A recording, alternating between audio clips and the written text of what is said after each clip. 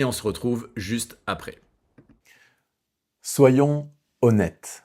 Qui ici a déjà eu ce sentiment de je suis à deux doigts de faire un burn-out pour Jésus? Entre les répétitions de musique, entre les meetings en présentiel, entre les meetings en distanciel, entre les visuels à faire, les vidéos, les réunions, etc., etc. On court tous après un truc qu'on appelle l'équilibre. Sauf que voilà, je me suis posé une vraie question récemment. Et vraiment, ça m'a challengé. Est-ce que l'équilibre, tel qu'on l'imagine, tel qu'on le pense, tel qu'on le vit parfois, est-ce que c'est vraiment un objectif biblique? Est-ce que Jésus était un homme équilibré? En fait, aujourd'hui, et dans cette vidéo, on va se poser une vraie question. Une question qui revient souvent chez les créatifs engagés dans leurs églises. Comment trouver l'équilibre? Sauf que, je vais être très direct, peut-être que le problème, ce n'est pas ton agenda. Peut-être que le problème, c'est ta définition de l'équilibre. Dans le monde, on nous dit, tu dois trouver ton équilibre, tu dois trouver ton rythme, tu dois trouver ton espace à toi. Et vous savez, hein, mais on vend ça dans les podcasts, dans les TED Talks, les rayons à la FNAC, les rayons de développement personnel, là, c'est toujours en première tête de gondole, c'est tous les trucs de développement personnel. Mais en fait, c'est souvent un code pour dire fais ce qui te fait du bien, protège-toi, préserve-toi, ne te perds pas dans les autres, etc., etc. Alors, je ne dis pas que c'est forcément mauvais, mais c'est pas forcément biblique non plus. Pourquoi? Parce que dans la Bible, le centre, c'est pas moi, c'est pas toi, c'est pas mes besoins, ce ne sont pas tes besoins, mais c'est Christ. Et déjà là, ça change tout.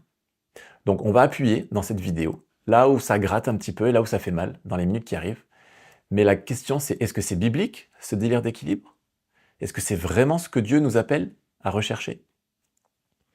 Alors le premier point que je veux aborder, c'est que je veux mettre un mot sur le malaise. Tu n'es pas seul. Je reçois de plus en plus de messages, des gens qui aiment vraiment Jésus de tout leur cœur, mais qui sont fatigués, épuisés. Et c'est pas à cause du péché, mais c'est juste à cause de la pression de bien faire tout le temps, partout.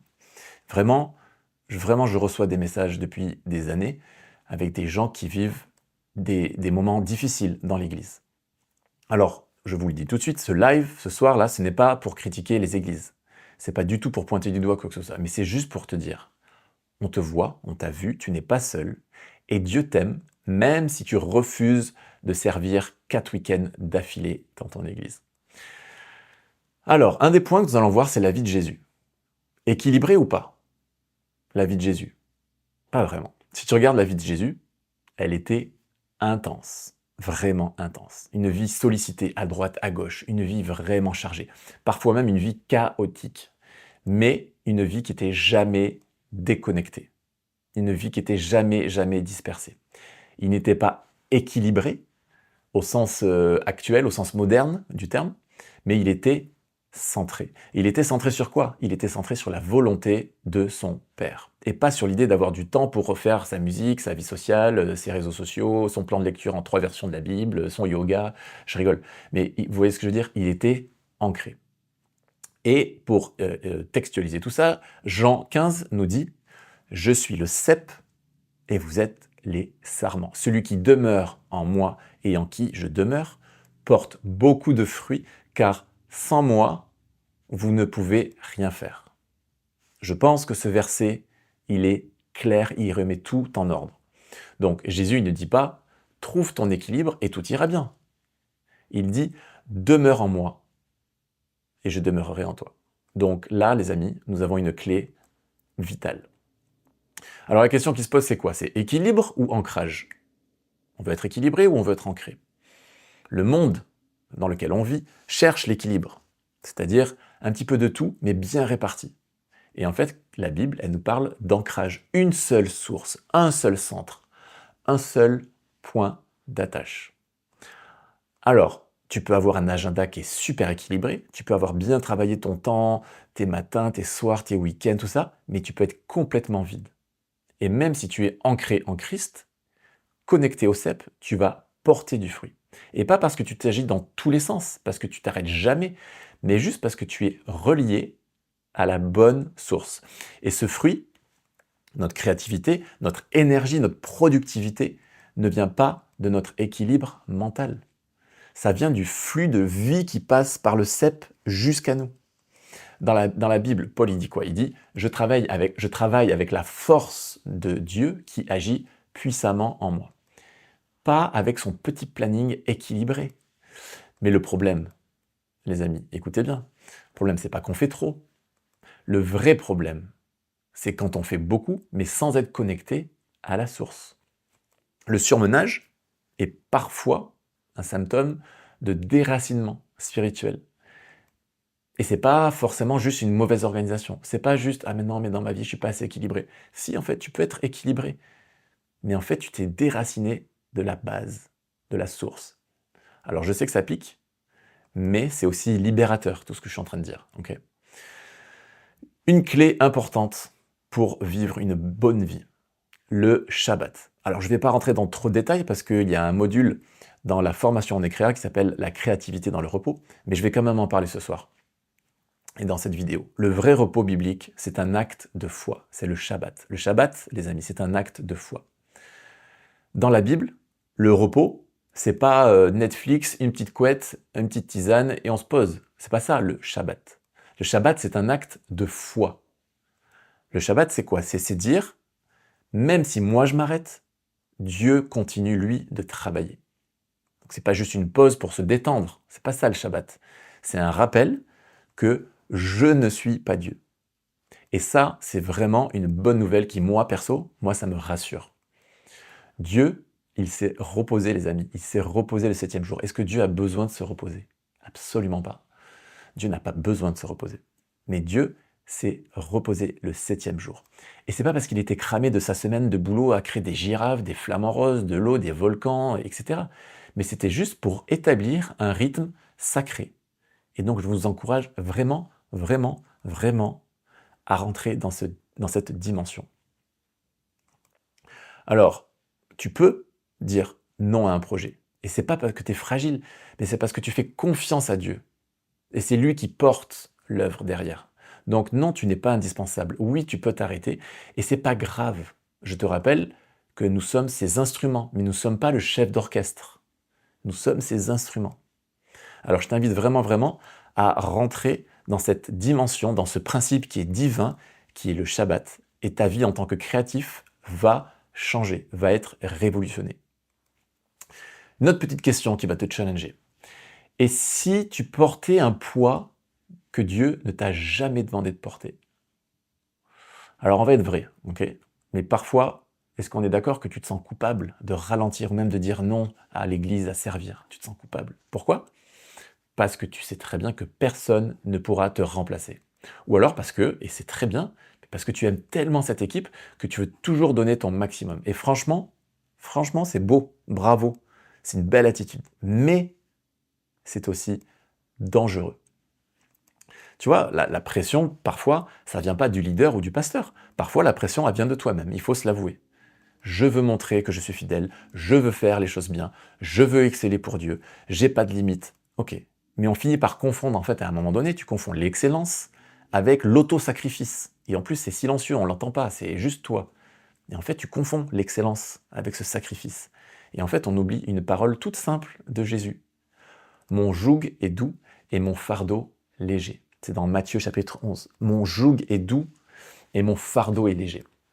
Si ton service devient lourd, si ton service devient écrasant chaque dimanche, limite ça devient anxiogène, c'est peut-être que tu t'es mis à porter quelque chose que Dieu ne t'a pas demandé.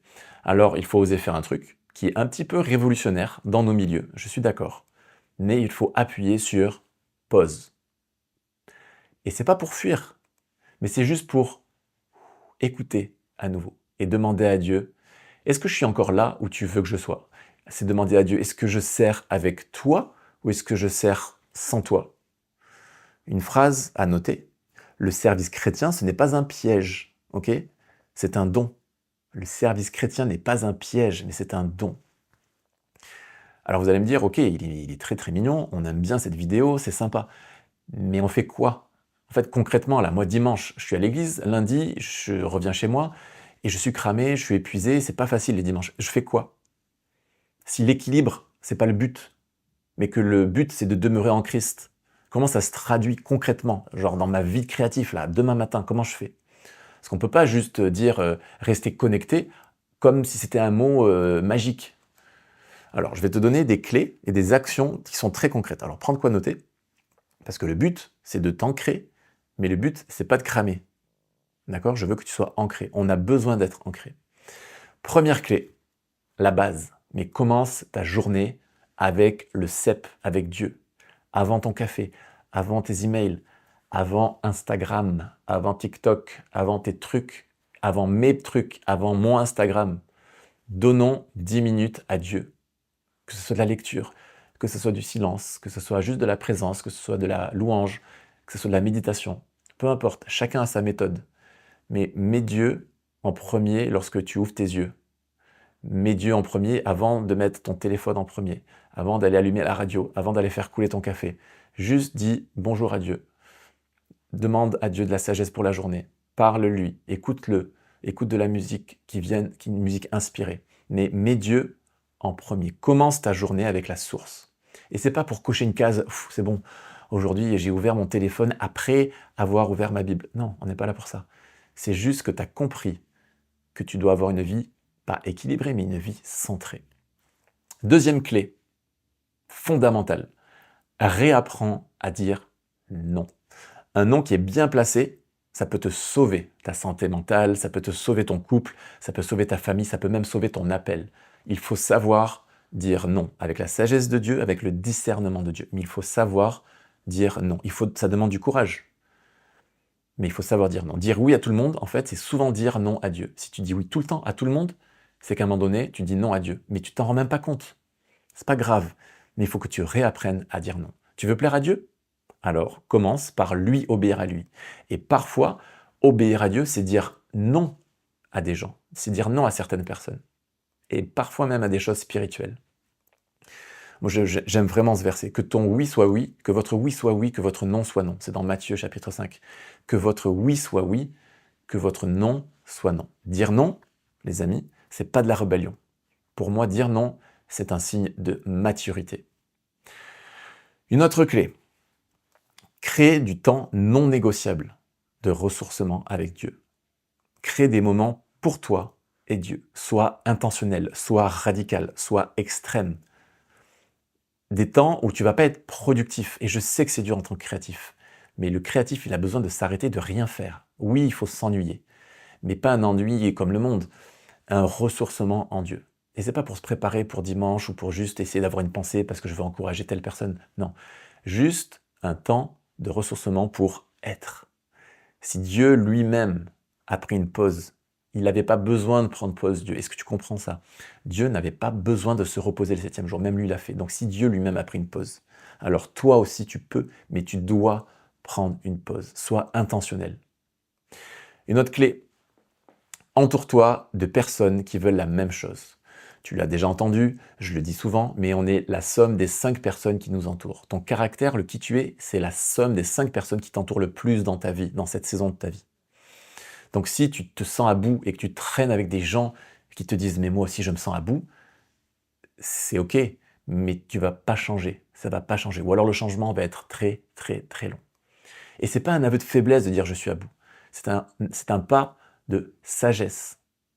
Mais si tu veux si tu veux rester centré sur Jésus, alors entoure-toi de gens qui sont, eux, centrés sur Jésus. Entoure-toi de gens qui mettent Jésus au centre dans leur vie.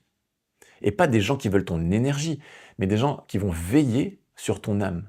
Ça, les amis, c'est une des clés principales. Parce que parfois, on n'a plus la force. Parfois, on est en bas de la courbe. Parfois, on n'a plus les épaules. Et si tu es à côté de gens qui n'ont plus aussi la force, qui sont aussi en bas de la courbe et qui sont aussi avec les épaules toutes basses, tu vas pas y arriver. Entoure-toi de gens. Et cette communauté On est créa, je l'ai créée pour ça. Je l'ai créée parce que je savais, Dieu m'a fait comprendre, j'ai entendu des témoignages, les gens me l'ont dit. Beaucoup de personnes sont épuisées, beaucoup de personnes en ont marre, beaucoup de personnes se sentent seules, beaucoup de personnes ne se sentent pas valorisées dans leur église. Et j'ai voulu que cette communauté On est créa soit une communauté qui rassemble toutes ces personnes-là et que au moins autour de cette communauté qui est peut-être que digitale, mais je crois qu'elle est spirituelle, parce que tu sais très bien que dans cette communauté, il y a plein de gens qui sont comme toi, pour qui c'est pas forcément facile, mais qui ont décidé de sacrifier leur vie et pour servir Dieu, mais qui ont besoin de savoir qu'il y a des gens aussi qui sont comme eux, c'est pas facile, mais on est là. On est là et on sait pourquoi on est là. On est là pour Jésus, on est là pour servir. Et quand c'est pas facile pour l'un, l'autre va te remonter le moral. Et quand c'est l'autre qui va pas, bah c'est l'un qui te remonte le moral. Et la communauté, on est créa quotidiennement, elle est dans cette dynamique-là. Et ça, les amis, ça n'a pas de prix. On a tous besoin, on a tous envie, certains même rêvent d'être entourés de gens qui ne sont pas les meilleurs. On n'est pas les meilleurs. Mais on sait où on va, on sait pourquoi on y va et on sait avec qui on y va. Je vous rappelle ce verset dans Proverbe 27, le faire aiguise le fer. C'est pas dans les plannings que tu vas te fortifier, ok? C'est dans la communion avec les gens autour de toi. Alors, choisis ton entourage. Une autre clé, distingue l'urgent de l'essentiel. Distingue tout ce qui est urgent de ce qui est essentiel. Le diable, lui, il te pousse à quoi? Il te pousse à l'urgence. On n'a pas le temps, il faut faire ça. Il y a cet événement, il faut acheter ce matériel, il faut le mettre en place, il faut faire des auditions, il faut faire une nouvelle réunion parce qu'il n'y a pas assez de réunions. Dieu t'appelle à l'essentiel. Ok? L'ennemi, lui, t'appelle à l'urgence, mais Dieu, il t'appelle à l'essentiel. L'urgent, c'est quoi? Ça crie. Ça crie, on est dans l'urgence, c'est rouge, ça clignote. L'essentiel, c'est quoi? C'est un murmure. C'est Dieu. Il te murmure l'essentiel. Autre chose, autre clé, qui moi a réglé pas mal de choses dans ma vie et continue de régler pas mal de choses. Pourquoi? Parce que ça m'aide à prendre des décisions. C'est quoi? C'est les priorités. Il y a des priorités dans la vie. En 1, c'est Dieu. En 2, c'est la famille. En 3, c'est le travail. Et en 4, c'est ton Église. Et beaucoup confondent le royaume avec l'organisation locale de ton Église. En 1, c'est Dieu. En 2, c'est ta famille. En 3, c'est ton travail, parce qu'il faut manger, il faut remplir ton frigo. Et en 4, c'est l'Église. N'oublie pas que pourquoi la famille en 2? Parce que ton premier ministère, c'est ta famille. Le premier ministère que Dieu t'a donné, là où tu dois être le leader, c'est dans ta famille. Ton boulot? Ben oui, parce que premièrement, Dieu peut t'utiliser dans ton boulot. Et puis, il faut que tu manges. Okay? Dieu t'a mis sur terre en tant que responsable. Tu leads ta vie. Donc, tu dois travailler. Et l'Église, elle a besoin de toi, mais elle a besoin de toi dans ton service lorsque tu es en forme. Elle n'a pas besoin de toi complètement vidé. Okay? Il ne s'agit pas, en fait, le verset de Timothée qui dit « S'il ne sait pas diriger sa maison, comment dirigera-t-il l'Église » Okay? S'il ne sait pas diriger sa maison, comment dirigera-t-il l'Église? Donc, entre nous, le bénévolat, c'est pas ça qui remplit ton frigo. On est d'accord? C'est ton travail. Et Dieu aussi, il t'a confié cette responsabilité du travail. Donc, sache remettre les choses en place. Dieu, ma famille, mon travail et mon Église. Et là-dedans, dans cet ordre-là, si tu mets Dieu tout le temps au centre, les choses vont bien se passer. Une autre clé pour rassurer certaines personnes, il faut être en phase avec la saison de ta vie. On a tous des saisons différentes. Je suis marié, j'ai 3 enfants. Un jour, j'étais marié, j'avais pas d'enfants. Un jour, j'étais célibataire. Un jour, je serai vieux et peut-être avec des enfants qui seront partis de la maison. Et donc, mes saisons changent. Mes valeurs dans mes saisons changent. Arrête de copier la charge de quelqu'un d'autre. Tu as 20 ans et tu te compares à quelqu'un qui a 30 ans de leadership ou 30 ans dans l'église, dans le service et d'expérience. Tu peux pas. Et toi, tu as 38 ans, tu as 4 enfants, c'est dur au travail et tu te compares à un jeune de 20 ans qui, lui, dans l'église, se donne à fond, mais qui est seul, qui est célibataire, qui vit chez ses parents. Tu peux pas te comparer. Donc, sois conscient de ta saison de vie et ne compare pas ta saison de vie avec la saison des autres. Fais ce que tu dois faire dans ta saison de vie, fais ce que Dieu t'a demandé, mais te dis pas, mais oui, mais lui, il fait ça, moi, j'aimerais le faire. Il n'a pas ton contexte, il n'a pas ta saison de vie, il n'a pas tes finances, il n'a pas ta famille, il n'a pas ton auto-entreprise, il n'a pas ton travail, il n'a pas la pression. Je ne sais pas. Tu as ta vie, Dieu t'a donné ta vie, il y a ton puzzle à toi, et accepte la saison dans laquelle tu es et ne te focalise pas à toujours te comparer aux autres. Je le redis, l'inspiration, c'est important. On s'inspire des gens. Moi, j'ai des gens qui m'inspirent, mais je ne me compare pas à eux et je tente. Parfois, je me compare. Mais je me rappelle qu'il ne faut pas que je me compare, parce que je n'ai pas leur même contexte, parce que je n'ai pas le même âge, parce que je n'ai pas le même background, parce que je n'ai pas les mêmes rêves qu'eux, parce que je n'ai pas le même appel qu'eux, parce que je n'ai pas les mêmes dons et les talents qu'eux. Et donc, la comparaison, ça nous tue. Donc, sois juste en phase avec ta saison. Et si tu es dans une saison où servir à l'église, ça doit ralentir, Parce qu'il y a plein de raisons. Ok, ralentis. Mais tu sais très bien que c'est une saison où tu ralentis. Mais tu sais très bien qu'il y a 2 ans, tu étais à fond et que dans quelques mois, tu repartiras avec un rythme peut-être plus soutenu. Mais c'est ok d'avoir des saisons différentes. Alors oui, c'est sûr que si tu regardes dans ton église Sophie qui sert à l'enfance chez les enfants et qui culte après culte est là à fond, à fond, à fond, mais que toi, bah, tu viens d'avoir un bébé et que tu as ton patron en ce moment qui est pénible et tu aimerais servir comme elle, mais en fait, les dimanches, tu es déjà fatigué ta semaine, tu as besoin de te ressourcer. Viens à l'église pour te ressourcer, il n'y a pas de problème. Fais une pause, ralentis le service ou sers différemment. Mais tu n'as pas la même vie que Sophie.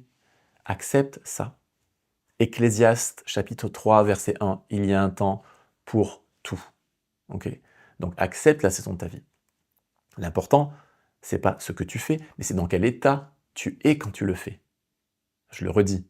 L'important, c'est pas ce que tu fais, mais c'est dans quel état tu es quand tu le fais. Si tu sers à l'église, mais que tu as des cernes, que tu fais la tronche, que tu dis pas bonjour, que quand il y a un papier par terre, tu le ramasses pas parce que tu le vois même pas, quand tu as un problème technique, tu râles, mais ne sers pas. Juste assis-toi dans l'église, ferme tes yeux et écoute. Mais arrête de servir. Tu n'es pas un beau témoignage et tu le fais pas avec une bonne attitude.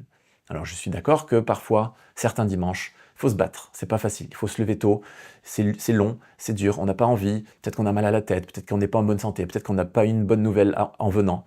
Et j'admire et je respecte et je dis bravo aux gens qui sont capables de servir dans ces moments-là. Tu peux servir dans ces moments-là un dimanche, 2 dimanches, mais si ça se répète, c'est qu'il y a peut-être des choses qui ne sont pas centrées dans ta vie. Le service, le bénévolat, c'est important, mais si tu le fais sans être toi-même en forme et que tu deviens une source presque de découragement alors que tu sers, voilà, je te rappelle, nous ne sommes pas indispensables dans l'Église. Si pendant 3 week-ends tu n'es pas à l'Église, je te le dis, Dieu va faire son œuvre, il y aura des baptêmes dans le Saint-Esprit, il y a des gens qui vont lever la main à l'appel, les gens vont être heureux de connecter entre eux à la fin, avant, pendant, le pasteur, même s'il n'a pas de micro, il parlera plus fort, il va prêcher, si la guitare n'a pas de jack ou de truc, t'inquiète pas, ils vont jouer à la guitare acoustique, et les gens vont chanter, les cordes vocales, ça a toujours marché. Donc tu n'es pas indispensable. Et si tu sais pas quoi faire, tu vas à l'accueil et t'accueilles les gens. Ou tu vas sur le parking et t'accompagnes la petite mamie à sa voiture. Tu n'es pas indispensable. Alors, en conclusion, maintenant, la vraie question, est-ce que je suis équilibré ou est-ce que je suis centré? Vous l'avez compris, il faut être centré. Parce que Dieu ne cherche pas des gens et des chrétiens qui sont bien organisés. Dieu ne cherche pas des chrétiens créatifs qui sont bien organisés.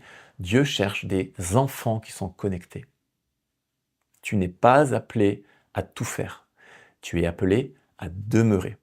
Je le répète, tu n'es pas appelé à tout faire au même moment, le même dimanche, dans toute ta vie, mais tu es appelé à demeurer. Et si tu demeures, alors même si tu as un agenda qui est chargé, comme nous tous, tu peux quand même porter du fruit. Mais tu ne porteras pas du fruit dans la pression, ni dans l'activisme. Tu porteras du fruit dans la paix. Et tu vas influencer tellement les gens autour de toi en plus. On est tous attirés par des gens qui sont en bonne santé, qui sont heureux, qui sont positifs, même si la vie n'est pas facile. Mais on est plus attiré par ça que par des gens qui te disent « j'ai pas le temps, je cours, je te revois après, je te rappelle, on verra quand j'aurai le temps ». C'est pas agréable et je travaille à ça, c'est pas facile parce que oui, la vie va vite avec l'église, avec le travail, on est créa, avec les 3 enfants, avec la famille. Il y a plein de choses qui nous font dire qu'on n'a pas le temps. Je le rappelle, le temps, c'est la chose la plus précieuse qu'on ait sur cette terre, c'est pas l'argent. La chose qui a le plus de valeur, c'est le temps. Alors je vais te laisser avec cette phrase. Ce n'est pas l'équilibre qui te sauvera, c'est Jésus. Et une fois que tu l'as mis au centre, Jésus, tout le reste commence à se remettre en place. Donc ce que je t'ai partagé là dans cette vidéo, c'est pas juste un message, c'est pas un beau message, c'est un style de vie que tu dois adopter, que je dois adopter. Et c'est comme la créativité, c'est un style de vie. Dieu, il nous a donné la recette. Maintenant, c'est à nous de l'appliquer. Alors je t'encourage, vraiment, je m'encourage. Tu n'es pas seul dans ton église, tu n'es pas seul dans ta vie de couple, tu n'es pas seul dans ta vie avec tes enfants, tu n'es pas seul dans ta vie de famille qui est compliquée, tu n'es pas seul avec tes enfants, l'éducation, tu n'es pas seul à vivre tout ça et à essayer de mettre tout ça en ordre. Tu vas y arriver, c'est possible. Ça demande du temps, ça demande de bien être entouré, ça demande d'être centré. Il va falloir que tu rebâtisses des fondations solides. Ça ne va pas être en un clic. C'est pas juste parce que tu as vu cette vidéo que tu vas repartir chez toi et que c'est réglé. Là, tu as les clés, tu as la recette, tu sais ce qu'il faut faire maintenant. Maintenant, il faut le faire. Et si c'est pas facile de le faire seul, il faut que tu t'entoures. mais je proclame que tu vas rebâtir sur des fondations qui sont solides, sur des valeurs fortes et sur des valeurs qui sont basées sur la parole. Waouh, les amis, j'attends vos réactions, j'attends vos questions, j'attends vos encouragements.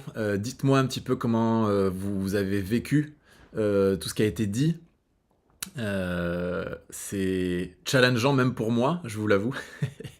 Parce qu'il y a des passages que j'arrive à vivre, il y a des choses, des clés que j'arrive à mettre en application, et puis il y a des clés qui sont beaucoup plus complexes à mettre en application. Alors notez-moi en commentaire un petit peu vos réactions, que je vois un petit peu qu'est-ce que vous en pensez. Est-ce que vous arrivez à mettre Dieu en premier? Est-ce que vous arrivez à mettre votre famille en deux? Est-ce que vous arrivez à mettre le travail en trois et votre service à l'église en quatre? Ou est-ce que parfois ça déborde? Est-ce que parfois ça déborde? Est-ce que parfois c'est plus compliqué que prévu? Voilà, pour moi c'est clairement pas facile. Je ne compte pas le nombre de punchlines que je me suis prise. Oui, c'est pour ça qu'il fallait prendre des notes. Oui, c'est pas facile. C'est pas facile parce que la famille, évidemment que c'est le plus important, évidemment qu'on les aime, mais on se dit toujours, mais ouais, mais ils comprendront, ils vont comprendre, ils vont comprendre, ils vont comprendre, ils vont comprendre. Là, c'est pour Jésus. C'est pour Jésus. Ça, c'est la phrase, je pense, la pire qui puisse nous arriver, c'est pour Jésus. Vous comprenez qu'on ne peut pas sacrifier notre famille pour son service à l'Église. Parce que la famille, c'est ce que Dieu nous a donné de plus précieux. Donc, c'est totalement incohérent. C'est totalement une confrontation de se dire, non, non, je vais servir au détriment de ma famille. Quand je dis au détriment de ma famille, c'est que quand ça fait 8 dimanches que tu sers et que tu vois pas ta famille les dimanches midi, ni tes enfants qui sont en bas âge, et qu'à chaque fois tu leur dis non, et tu sais qu'à la maison ça se passe pas bien parce que t'es pas là c'est compliqué. Je dis, voilà, c'est toute proportion gardée, évidemment. Merci beaucoup pour cette vidéo, je pense que ça la parlera beaucoup, c'est le live qu'il me fallait, ça pique mais c'est réel. Merci. En fait, des fois on confond Dieu et l'Église. Exactement, Naomi, exactement. J'ai pris toutes les notes que je relirai à chaque fois que je voudrais y retourner. Et oui, on confond Dieu et l'Église. Et oui, parce que des fois on pense que d'être à l'Église, c'est le seul temps qu'on a avec Dieu et que c'est suffisant. Et on sait que c'est pas ça. On le sait que c'est pas ça. Mais ça va tellement vite que parfois on se dit c'est bon, j'ai été à l'église, voilà, c'est mon service pour Dieu, j'étais avec les autres, on a servi, on a tout donné. Mais ça ne remplace pas que ça, c'est dans la liste, en fait, même c'est en 4. Vous voyez ce que je veux dire? C'est en 4. Et ouais, parce qu'en premier, c'est Dieu. Et de centrer notre vie sur Dieu fait qu'on n'a même pas besoin d'équilibre. C'est ça la clé, en fait, donc, de ce live, je pense que vous l'avez compris. Oui, il faut de l'équilibre, mais je voulais pas que le débat, ça soit comment avoir une vie équilibrée. Qu'est-ce qu'il faut mettre en pourcentage de Dieu? Qu'est-ce qu'il faut mettre en pourcentage de famille? Qu'est-ce qu'il faut mettre en pourcentage en heures de travail?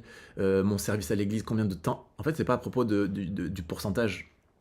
Parce que comme je l'ai dit, il y a des saisons de vie différentes. Tu as 20 ans, tu es célibataire, tu peux servir peut-être beaucoup plus qu'un papa qui vient d'avoir des triplés et qui vient de se marier et qui vient de construire sa maison. Vous voyez ce que je veux dire? J'exagère un petit peu, mais vous voyez ce que je veux dire? Donc oui, il y a des saisons différentes. Mais notre vie doit être centrée sur Dieu, et peu importe ce qu'on fera, alors on aura cet équilibre, mais divin, pas l'équilibre terrestre, comme on nous le vend, comme une solution. Parce que tu peux avoir tout équilibré et quand même pas être heureux, ou ne pas être dans la volonté de Dieu.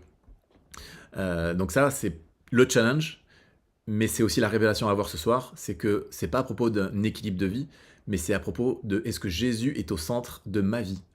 Est-ce qu'il est centré dans tout ce que je fais, dans tout ce que je pense, dans tout ce que je regarde, dans tout ce que je fais? Si oui, vous inquiétez pas, Dieu il va s'occuper de vous, il va vous équilibrer, mais sans problème. On fait comment avec les personnes qui ne comprennent pas ce que c'est d'être fatigué dans le service? Ancienne génération qui sont responsables. S'ils ne comprennent pas, il faut, je pense, avoir beaucoup d'amour dans la communication.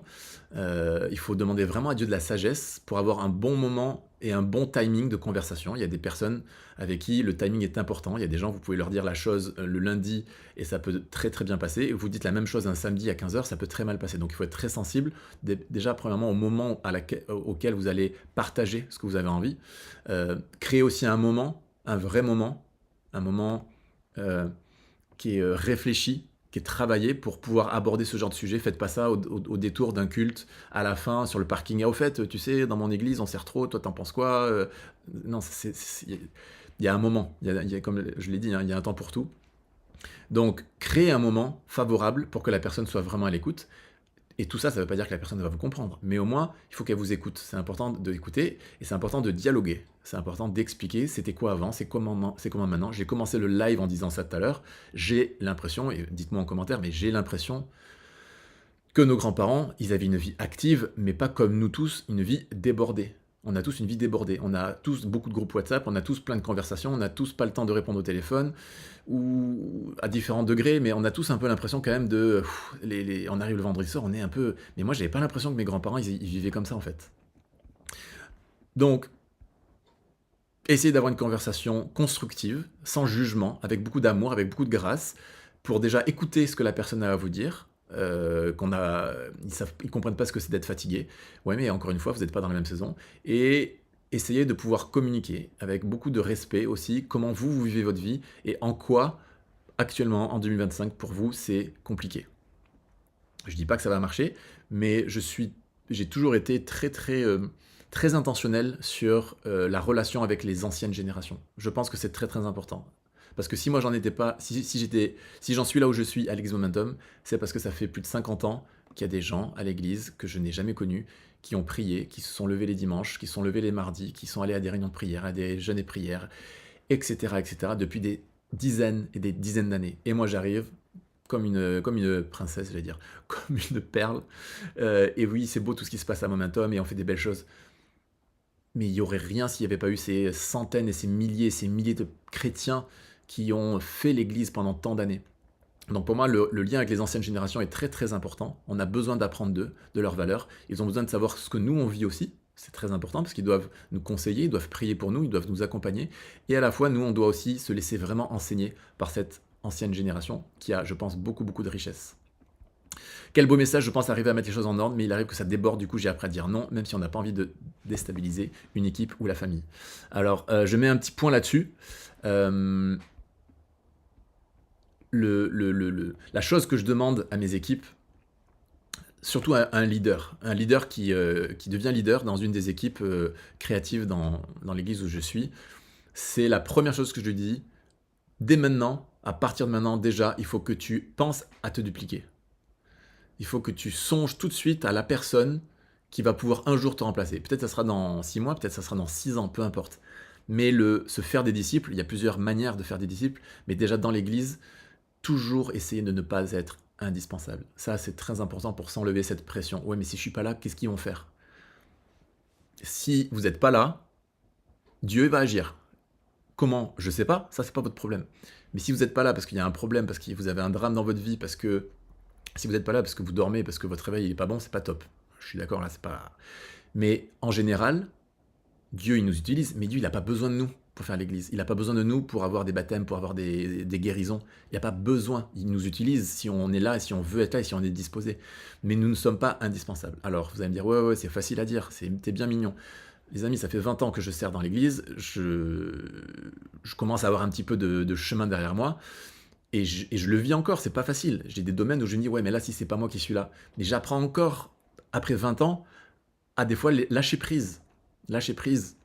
En mode, ok, bah là, je vais rester assis sur ma chaise et je vais pas aller servir ou je vais pas aller aider parce que je vois qu'à la vidéo, ils ont une galère, ou j'ai vu qu'au son, il y avait un problème, ou j'ai vu que la clim, elle est trop forte, ou... Ok, t'inquiète, ça va se passer, ça va bien se passer, et d'autres vont le faire. Et si t'es là, tu le fais, c'est bien. Si t'es là et que tu le fais pas, c'est aussi bien. Et puis si t'es pas là, t'inquiète pas, les choses se feront. Et si elles se font pas bien, et alors, c'est pas grave, il y a 52 dimanches dans l'année.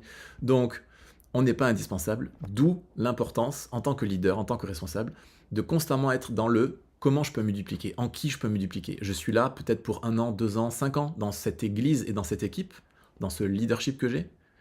Comment, dès maintenant, je me déverse dans quelqu'un, je transmets en quelqu'un tout ce que je vais commencer moi à apprendre dans mon leadership, tout ce que je vais apprendre au travers de cette équipe. Déjà, je me duplique. Déjà, en tout cas, je pense à cette personne, je veux investir dans cette personne pour me dupliquer. Pourquoi? Parce que le jour où vous décidez de quitter l'équipe, vous allez voir votre pasteur et vous lui proposez pas un problème. Vous lui proposez pas un ah ben écoute, je vais arrêter le service, ça fait des mois que je voulais arrêter, donc voilà, sois béni. Et puis et là, le pasteur, il se retrouve avec un problème. Qui va gérer l'équipe? Vous proposez une solution. C'est-à-dire que vous expliquez à votre pasteur, voilà, ça fait des semaines et des semaines que je sens qu'il faut que je change de saison, que je fasse une autre équipe, etc. Mais par contre, depuis que je sers dans cette équipe, ça fait 4 ans maintenant, depuis que je sers, j'ai toujours été dans la transmission, toujours été dans en qui je peux me dupliquer. Et donc, voilà, c'était pour t'annoncer qu'à la partir de fin août, je vais quitter le leadership, mais ça fait déjà 4 mois que je pense à Jean-Marie. Et Jean-Marie, je suis convaincu que lui, ça peut être ton prochain leader, parce que ça fait 4 mois déjà qu'il est avec moi, que je l'ai sous mon aile, qu'il fait l'équipe avec moi, il est dans les groupes WhatsApp, il commence déjà à passer des coups de téléphone, il sait faire la planification, blablabla. Et en fait, vous donnez au pasteur une solution incroyable parce que vous êtes en train d'évoluer et à la fois vous avez préparé votre futur et à la fois vous avez préparé le futur aussi de l'équipe. Ça, c'est les meilleurs leaders qui existent. Pour moi, c'est un flow. On suit Jésus qui est notre berger comme un berger naturel qui nous dit d'avancer, quand ralentir, quand y aller. Exactement. Merci pour cette vidéo. Avec plaisir. Question, comment faire accepter un ralentissement au pasteur? Oula, grande question. J'apprends à dire non, à mettre des moments mis à part. Fort. Merci Piyou. T'as mis des mots sur des choses que je vis, ça fait du bien. Comment mieux discerner l'urgent de l'essentiel? J'ai appris à savoir dire non et c'est tellement bénéfique. Merci pour la rêve du verset biblique dans Matthieu. Comment faire accepter un ralentissement au pasteur? Grande question. Premièrement, je pense que c'est pas à toi de faire accepter au pasteur un ralentissement. C'est aux pasteurs, avec leur sagesse et leur discernement, de capter que c'est une saison où peut-être il faut ralentir. Après, le mot ralentir pour toi, c'est peut-être pas la même chose pour eux. Donc, pour un pasteur, ralentir, ça va être une méthode, mais pour toi, ralentir, c'est une autre méthode. Donc, déjà, vous n'êtes pas au même niveau de responsabilité dans l'église, donc c'est compliqué. Je pense pas que tu dois imposer des choses au pasteur. La chose qui est, je pense, par contre, importante, c'est de communiquer. Il faut communiquer, il faut savoir dire les choses, toujours dans l'honneur, le respect, l'amour, la grâce, mais il faut être en capacité d'avoir une relation qui nous permet de dire les choses. L'opposé du gilet jaune, s'il vous plaît, l'opposé du gilet jaune. On ne va pas commencer à foutre des palettes et se mettre sur des ronds-points en disant je sers trop, il y a trop d'événements, vous me... Non, on n'est pas des gilets jaunes, on est dans l'amour. On est dans l'amour. Je vous rappelle, hein, nous sommes des chrétiens, ok ? Mais nous sommes aussi des hommes et des femmes, donc pas parfaits, ni vous, ni votre pasteur. Mais nous sommes quand même des chrétiens. Donc si dans la résolution de tout ce challenge qu'on a de service dans l'église, qui n'est pas facile, mais si on résout ces problèmes-là au travers de la chair humaine, on ne va pas y arriver, les amis. C'est spirituel et c'est fait avec amour. Donc il doit y avoir une vraie dose d'amour dans notre communication, mais il faut communiquer. Je peux pas dire à mon fils... Je peux pas gronder mon fils si à un moment donné il a cassé un verre s'il sait pas qu'il faut pas casser le verre. Alors ça c'est un peu évident, j'ai pas le bon exemple. Mais vous voyez ce que je veux dire? Tu peux pas reprocher à quelqu'un quelque chose qu'il n'était pas au courant qu'il fallait pas le faire. Donc votre pasteur, s'il n'est pas au courant que pour vous ça va un petit peu trop vite, il faut arrêter de lui reprocher que ça va trop vite. N'allez pas le voir en disant il faut ralentir. Si dès le moment où vous sentez que ça va peut-être un peu vite pour vous, puis que vous ressentez dans les équipes, bah ok, c'est ok, tout va bien, parlez-en. Prenez des rendez-vous, parlez-en, priez pour ça, parlez-en à votre leader, parlez-en à votre pasteur, essayez d'avoir des moments de discussion posés pour exprimer ce que vous ressentez. Et puis peut-être vous allez réaliser que c'était vous le problème, que c'était vous qui étiez dans une saison peut-être un peu trop intense dans votre vie globale, et que vous pensez que c'est l'église, mais en fait c'est pas l'église, c'est un tout, et c'est vous qui êtes peut-être dans une saison où il y a peut-être pas assez de sagesse dans les choses à faire, je sais pas, mais c'est pas à vous d'aller voir le pasteur en disant comment faire ralentir le pasteur, je pense pas. Je pense que le pasteur, il est le chef spirituel de l'église, et que oui, personne n'est parfait, les pasteurs sont pas parfaits, et oui, il y a eu des dérives, et il y en aura toujours. Mais je veux croire, vraiment, qu'au travers de la prière et de la communication en interne, la discussion et des moments riches de conversation entre personnes spirituellement alertes, je pense qu'il peut y avoir vraiment de l'écoute et il peut y avoir des changements. Le temps, ça peut prendre beaucoup de temps. Encore une fois, vous n'avez pas les mêmes responsabilités que le pasteur. Nous n'avons pas la même responsabilité dans l'église que le pasteur. Donc on ne peut pas lui dire fais ci, fais ça, parce qu'il a une autre dimension que vous n'avez peut-être pas. Mais en tout cas, c'est important qu'il soit au courant de ce que vous ressentez, de comment vous le vivez. Toujours, je pense, communiquer que c'est pour le bien de l'Église. C'est pas égoïste, c'est pas moi ça va pas, moi je vais pas. Si vous allez pas, le problème c'est pas le pasteur, c'est peut-être vous le problème, ou c'est votre vie, ou c'est je sais pas.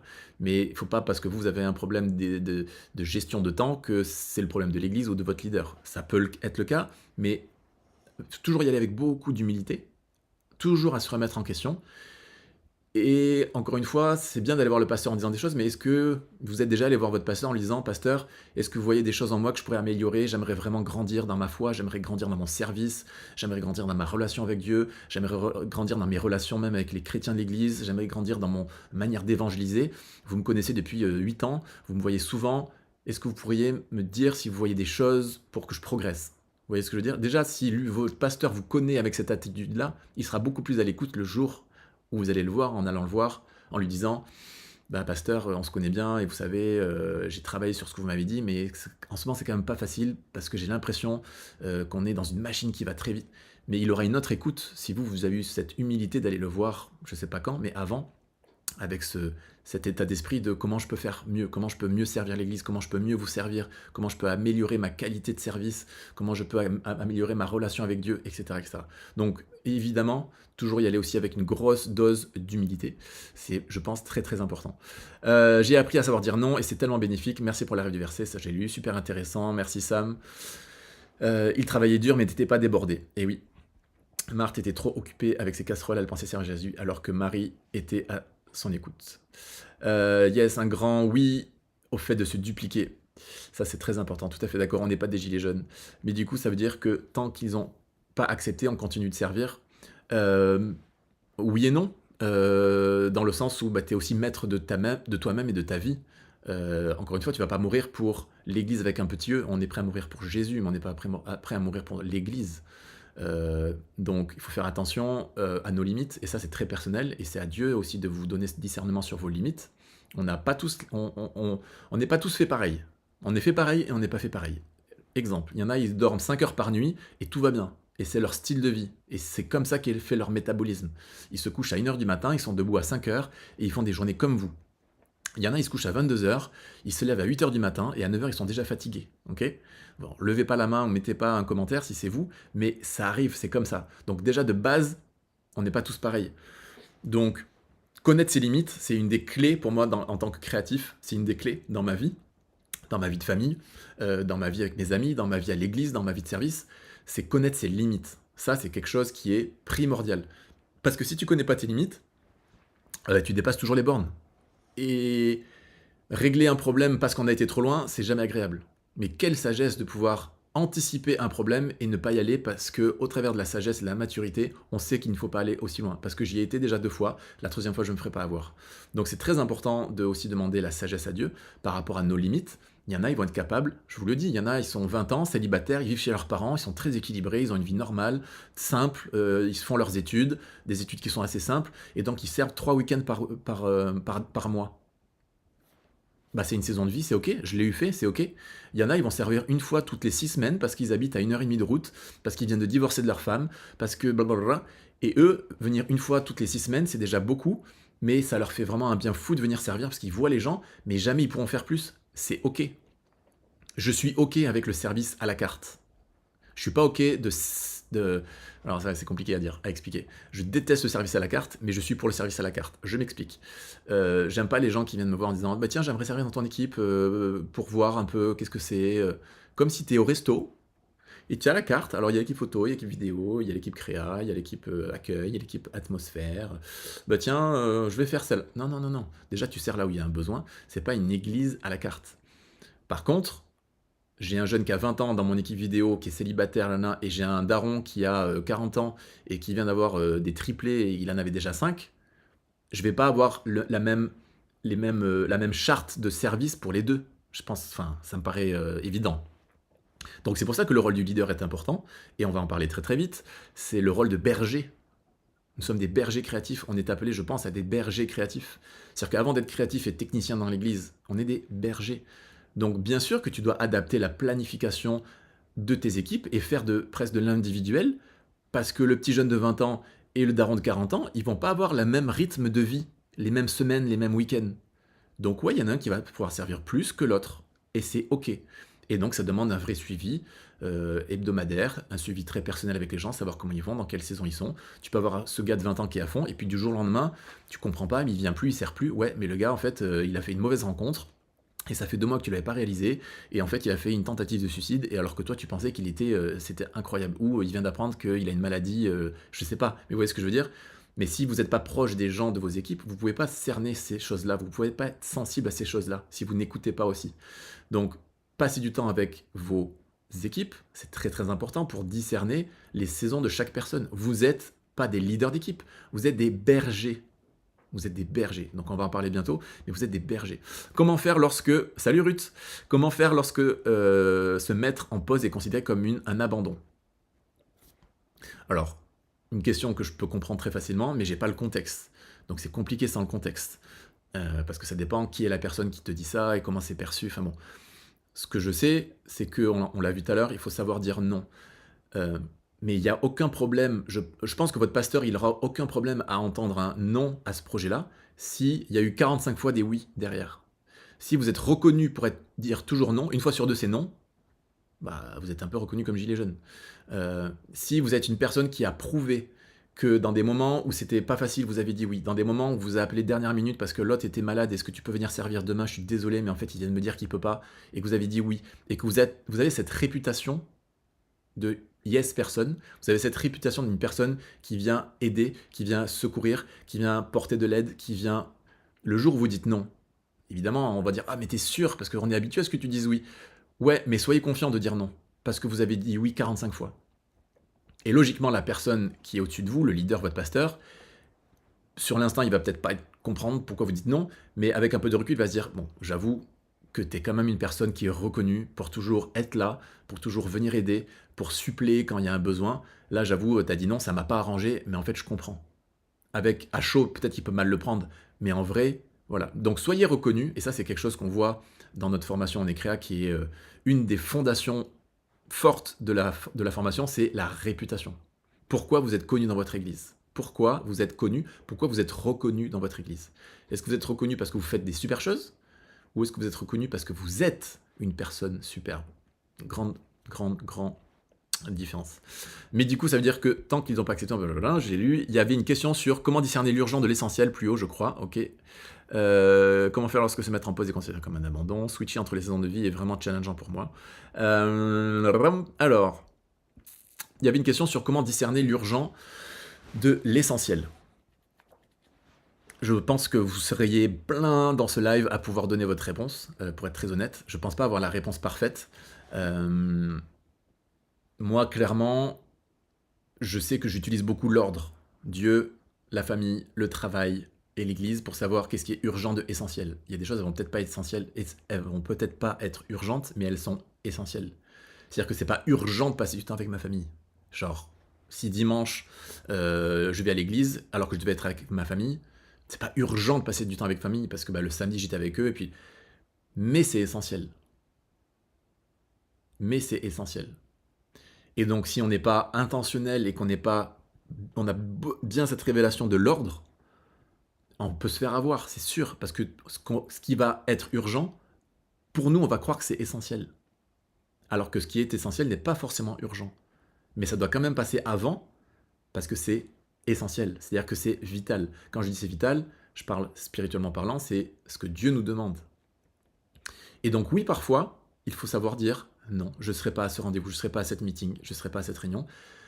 Et si on vous demande le pourquoi, la justification, en fait, normalement, vous n'avez aucun problème à le justifier, vous pouvez y aller même avec très relâché, parce que vous avez votre justification qui est certes personnelle, mais qui est basée sur des faits concrets de « bah moi, c'est ma famille d'abord, et ça fait tant de semaines que je sers, ça fait blablabla, et pour mon équilibre de famille, parce que je suis dans une saison où je viens d'avoir un bébé et j'en ai 2 autres, je ressens que ma femme a besoin que je sois avec eux ce dimanche-là, par exemple. Ou, je sais pas moi, c'est le mariage de votre sœur. Ah non, je sers, on a le plus gros événement de l'année, c'est ce week-end-là. Urgent, essentiel. Essentiel. Et oui, ça demande beaucoup de courage. Ça demande beaucoup de courage. Ça demande beaucoup une bonne identité de soi. Ça, c'est le premier module de la formation. C'est l'identité créative. Qui nous sommes créativement en Dieu.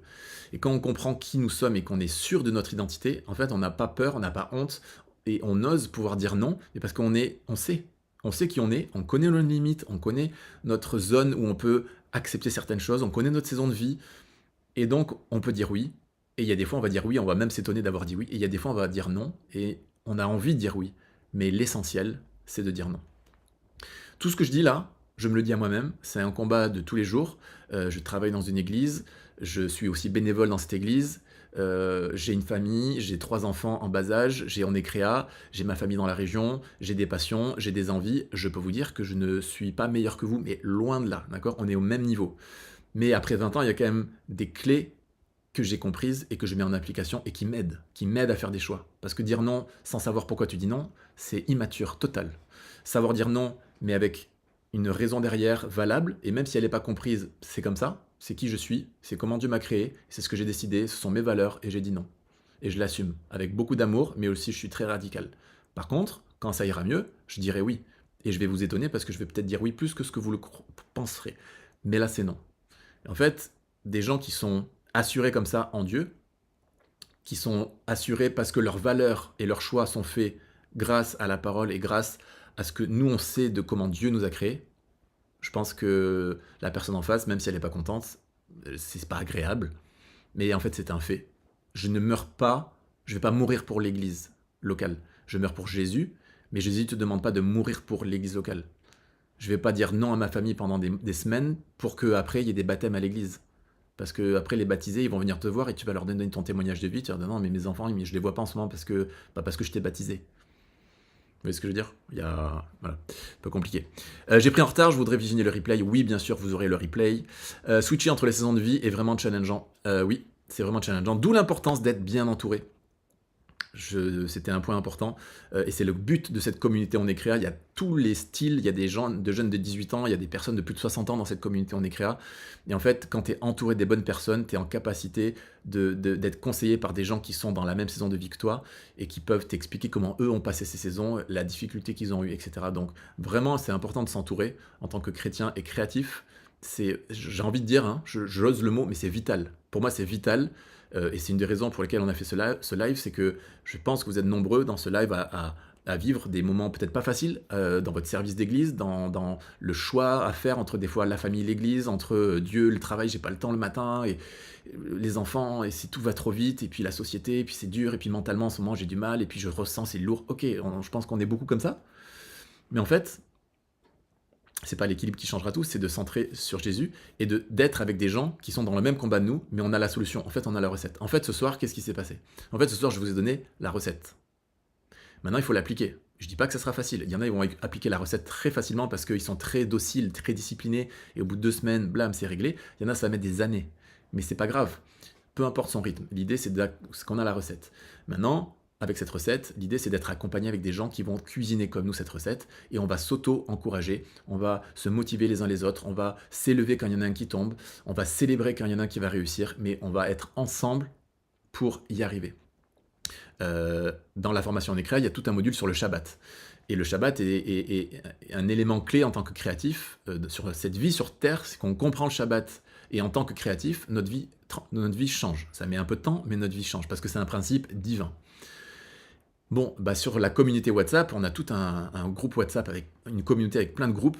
Il y a un groupe WhatsApp qui s'appelle le Shabbat, et on s'encourage chaque samedi, parce que la plupart du temps quand même c'est le samedi qu'on fait ça, le Shabbat chacun, on s'encourage, on s'envoie une photo de voilà, là je fais mon Shabbat, là je suis en train de me ressourcer avec Dieu, là je suis en train de me ressourcer avec ma famille, on s'encourage, et en fait tu vois les uns et les autres qui ont décidé de s'arrêter, de mettre pause dans leur semaine pour passer du temps avec Dieu, alors que oui ils ont des enfants, alors que oui ils pourraient servir à l'église, alors que oui ils ont un travail, ils sont auto-entrepreneurs et qu'il faut lancer l'entreprise, il faut faire de la com, et si tu postes pas, comment on va faire sur mes réseaux sociaux, on est tous pareils. Mais de savoir que même lui, il a fait pause, tu dis, si lui il fait pause, voilà, ça me fait plaisir de savoir que lui fait pause. Ça me fait plaisir de savoir que lui, ça fait 4 week-ends qu'il sert, mais ce 5e week-end, il a fait pause.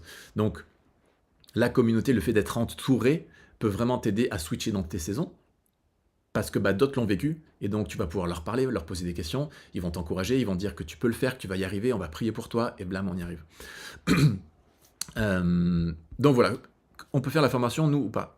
Alors, je vais vous parler de la formation. La plupart d'entre vous, vous êtes peut-être au courant, mais donc ça fait 4 ans que j'ai lancé On est créa. C'est une communauté de créatifs au travers de toute la francophonie. Comme vous l'avez vu ce soir, il y a du Sénégal, il y a le Québec, il y a l'Afrique, il y a les îles, enfin bon.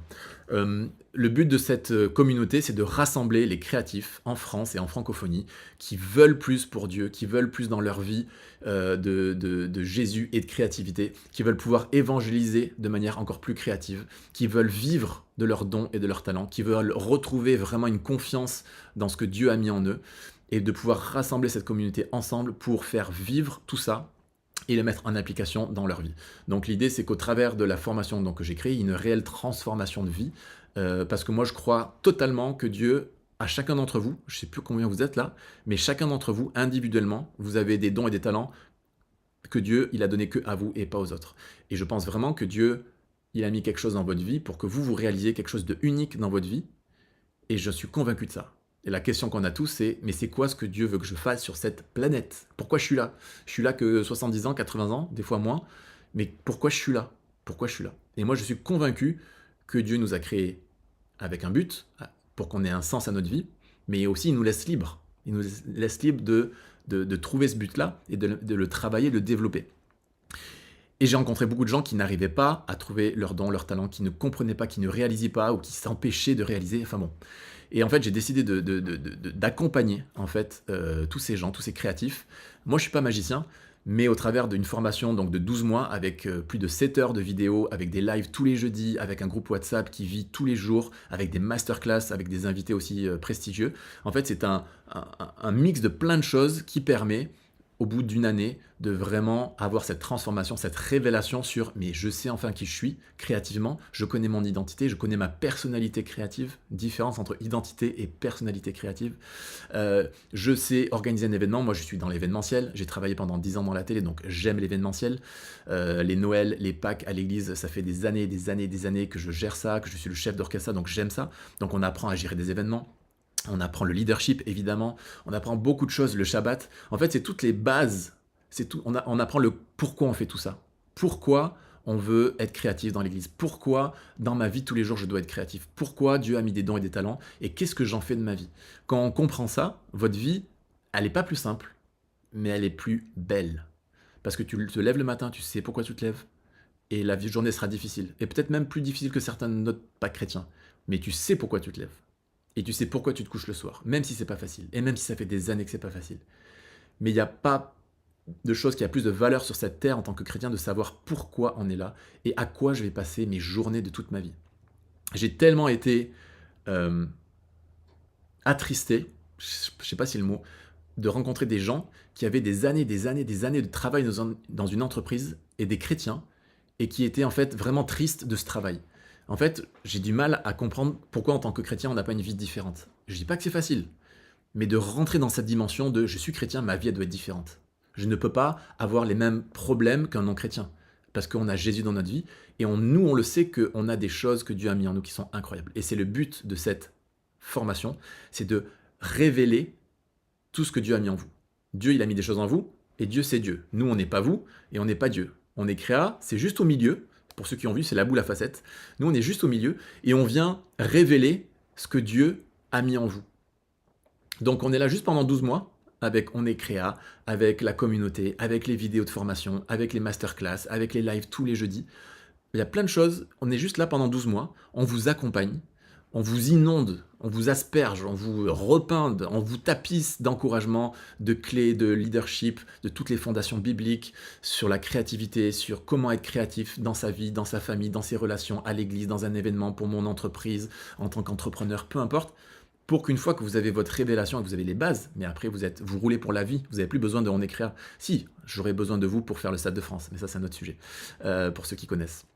Donc vraiment, l'idée c'est d'être un accompagnateur, un révélateur, pour que, au bout de quelques jours, semaines, mois, vous réalisiez ce que Dieu a mis en vous. Un don incroyable, des talents incroyables. Réalisez aussi qu'il va falloir bosser dur, mais que lorsqu'on vit ce que Dieu a prévu qu'on vive sur cette terre, votre vie, elle change totalement.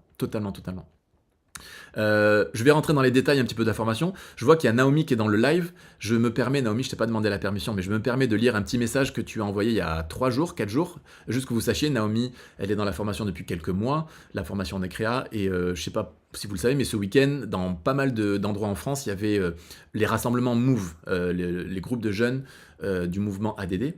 Et en fait, Naomi était responsable et donc elle nous envoyait un message sur la communauté, le WhatsApp On est créa. Salut la team, petit partage du soir. Ce week-end, j'ai eu le privilège de servir en tant que directrice créative pour le rassemblement Move Rhône-Alpes à Valence. Et c'était le premier événement que je coordonnais de A à Z. La création de visuels, les lumières, etc. Cette formation On est créa, c'est vraiment un tremplin pour passer de la théorie à la pratique. On a accueilli 400 ados et des jeunes en feu pour Jésus. Après, elle explique un petit peu plein de choses, mais c'est juste pour vous dire, et Naomi, elle écrit ça dans la communauté On est créa. Elle écrit pas ça à des gens qui sont pas dans la communauté. Elle nous l'écrit à nous alors qu'on est déjà tous On est créa. Donc voilà, donc c'est juste pour vous encourager et pour vous montrer que cette formation transforme vraiment une vie, et j'ose le dire, parce que moi, c'est ce que je vis, parce que la créativité, c'est un style de vie, et moi, ça a libéré plein de choses en moi. Tout ce que Dieu m'avait donné, cette créativité, ça a libéré plein de choses. Un des principes les plus forts dans cette formation, c'est on parle et on creuse le sujet de la créativité dans les relations. Que vous soyez célibataire et que vous cherchiez votre âme sœur, ou que vous soyez marié depuis 40 ans, lorsqu'on comprend la créativité que Dieu a mis dans nos relations et comment on peut aimer les gens grâce à la créativité, notre vie de tous les jours change. Si Dieu il avait voulu qu'on ait chacun notre planète, il y aurait 7 milliards de terres et on en aurait tous la nôtre. Mais Dieu, il a créé une seule terre, une seule planète, et il nous a tous mis dessus. Donc à un moment donné, il faut bien qu'on communique les uns les autres. Et à l'église, la communication en interne, la communication externe, avec notre famille, avec nos collègues pas chrétiens, il y a des clés qui sont vitales pour vivre nos semaines avec une nouvelle dimension créative. Et donc voilà, ça fait partie des choses que l'on voit dans cette formation. Donc je vous partage rapidement un petit peu à quoi vous allez être mangé si vous intégrez cette formation. C'est une communauté donc unique qui est là pour développer vos dons et vos talents au service de Dieu, où que tu sois, parce que c'est une formation qui est 100% en ligne, donc tout est en replay, tout est en ligne, pas besoin de se déplacer. Je suis en train de travailler sur un événement On est créa en présentiel, en physique. J'attends vos commentaires parce que je pense que vous avez tous envie. Mais oui, j'y crois à fond que dans l'année 2026, on va se rassembler avec la communauté On est créa pour faire un 3-4 jours de dingue. Un 3-4 jours, On est créa avec tout ce qu'on aime. De la musique, du repos, des barbecues, de la viande, des rires, des larmes, de la prière, de la louange, de la nature, etc. etc. Enfin bon, je me suis complètement égaré, mais c'est juste pour vous dire que pour l'instant, c'est en digital. Mais parce que tu fais partie de la communauté On est créa, derrière, on est en train d'organiser quelque chose d'assez sympa. Donc là, je vous partage un petit peu la landing page. Pourquoi On est créa ? On est créa est fait pour toi. Donc en effet, ça fait plus de 150 personnes maintenant qui ont participé à cette formation depuis 4 ans. Donc ça porte des fruits et ça fait plaisir. Qu'est-ce que tu vas apprendre dans cette formation ? Tu vas découvrir et développer donc tes dons créatifs qui sont uniques. Tu vas apprendre à réaliser des événements qui vont avoir de l'impact avec des petits budgets. Tu vas développer un leadership qui est créatif. Tu vas pouvoir unir les équipes, tu vas pouvoir fédérer les équipes. Tu vas pouvoir créer des projets aussi qui sont inspirants pour ton église ou pour ton organisation ou ta communauté ou tes projets personnels. Tu vas réussir à faire passer tes idées de l'inspiration à la réalisation. J'ai rencontré beaucoup de gens qui avaient beaucoup d'idées, mais entre les gens qui ont des idées et les gens qui réalisent les idées, leurs idées, il y a une grosse différence. J'ai rencontré peu de gens qui étaient capables d'avoir des idées et qui étaient capables de les mettre en action. Dans cette formation, on apprend ça. On apprend aussi à bien communiquer. On travaille beaucoup sur la communication en tant que créatif. On invente des scénographies qui sont simples mais inspirantes. On apprend à faire avec peu de choses. Je vous rappelle que moins tu as d'argent dans ton projet et dans ton église, et plus tu seras créatif. On apprend à produire des événements de qualité, etc. etc. Le programme, qu'est-ce qu'il y a dans cette formation ? Tout d'abord, il y a des modules. Donc, il y a plus de 7 heures de formation en vidéo. Tout est en replay. Vous regardez ça quand vous voulez. On aborde plein de sujets. On aborde le leadership, on aborde donc le Shabbat, on aborde les 5 sens dans l'événementiel, comment organiser un événement. Enfin, on voit beaucoup de choses qui vous permettent donc d'avoir la partie formation, le côté solide, formation, vidéo. Vous cliquez, vous regardez vos vidéos et vous êtes seul chez vous. Ça, c'est vous ça vous appartient. Ensuite, on a les confessionnels créatifs. Alors ça, c'est mon petit kiff, les confessionnels créatifs. Les confessionnels créatifs, pour ceux qui connaissent dans le chat, notez-le à quel point vous kiffez les confessionnels. C'est tous les jeudis. En fait, tous les dimanches, on est tous dans nos églises, on sert. Parfois c'est génial, parfois c'est dur. Il y a des moments où c'est plus dur que d'autres. Il y a des moments où c'est vraiment, on n'en peut plus. Et l'idée, c'est que les jeudis, on est tous en live, toute la communauté. Il n'y a pas un beau live avec des belles caméras. On se connecte de là où on est et on partage ensemble. Confessionnel créatif. Moi, je prends des questions qui sont sur le WhatsApp, dans le WhatsApp On est créa, et je réponds aux questions qui ont été posées. C'est des questions sur tout et n'importe quoi, mais c'est lié à nos services, c'est lié à notre vie, c'est lié à nos problématiques d'église, d'équipe. On ne sait pas comment communiquer, on ne sait pas comment faire pour intégrer plus de gens dans notre équipe. J'ai plus de gens, je ne sais pas comment faire, ça fait trop d'années que je sers, je veux faire une nouvelle équipe, qu'est-ce que tu me conseilles? Peu importe les questions, on s'est réunis pendant 1 heure, et c'est tous les jeudis, 52 fois par an, tous les jeudis, et on répond aux questions. Moi, encore une fois, j'ai pas la science infuse, mais le partage les uns avec les autres, en fait, c'est un coaching de groupe géant.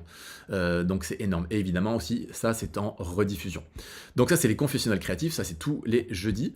Ensuite, nous avons les masterclass. Donc il y a 4 masterclass dans l'année.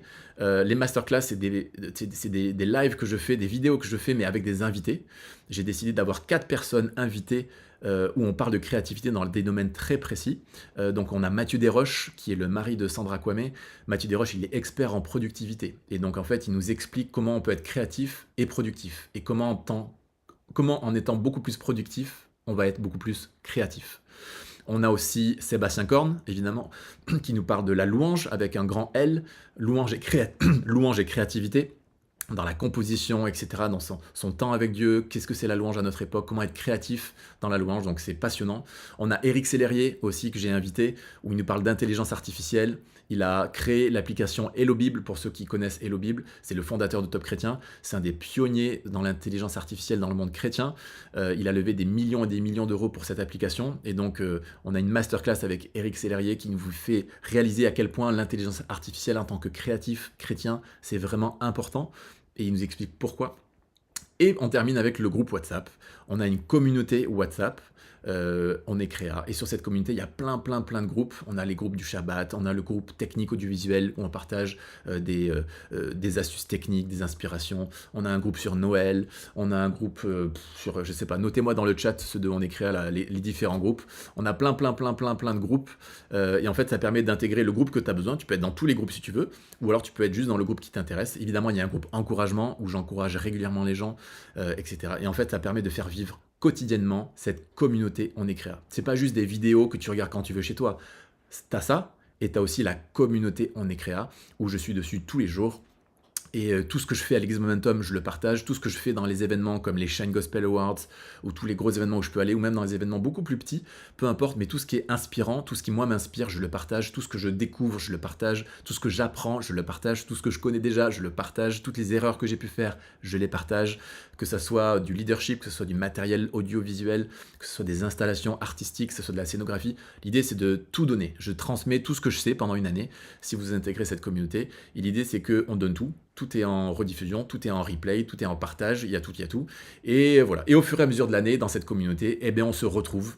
Pour l'instant, c'est de manière un petit peu organique, c'est-à-dire que j'ai pu être à La Place, l'événement La Place à Paris, je serai à Echo en 2026, je vais être au Jesus Festival, et je sais qu'on va rencontrer des gens de la communauté On est créa. La plupart, je les connais pas, c'est des personnes qui sont un peu partout en francophonie, mais durant les événements chrétiens en France, on se retrouve au travers d'un stand, d'un concert, et ça c'est énorme.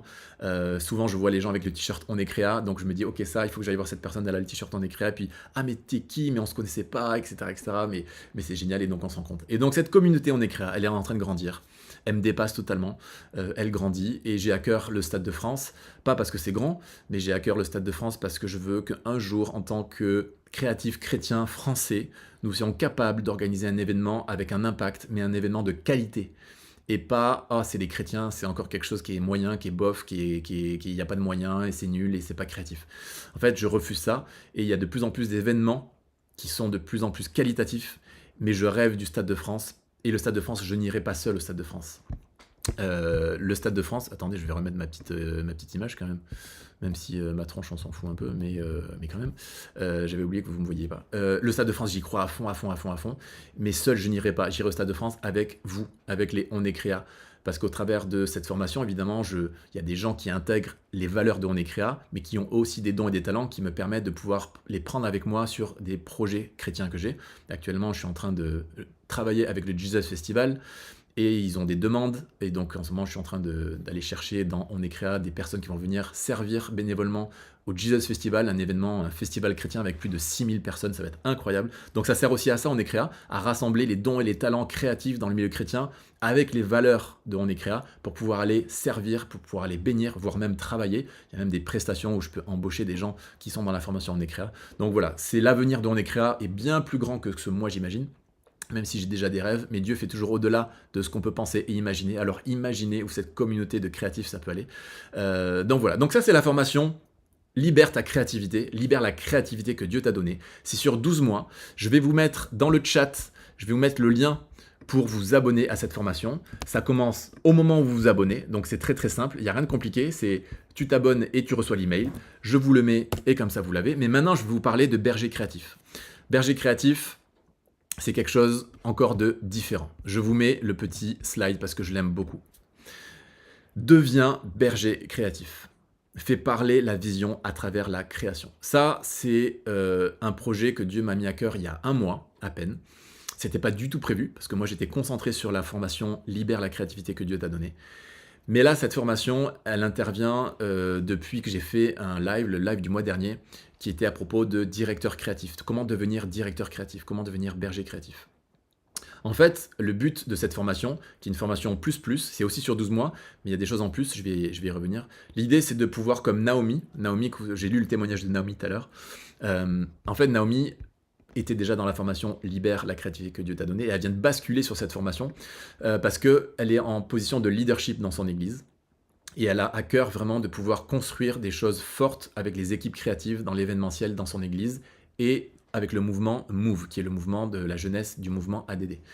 Donc que ça soit pour ton église, c'est-à-dire que tu sois en position de leadership dans ton église et que tu veuilles vraiment pouvoir construire une année solide avec des équipes, fédérer des équipes, apprendre sur le leadership, apprendre à communiquer avec ton pasteur, apprendre à réaliser des événements dans la forme, toujours en portant la vision qu'a le pasteur, cette formation devient berger créatif, elle est faite pour toi. Pourquoi ? Parce qu'on se focalise d'abord sur les gens.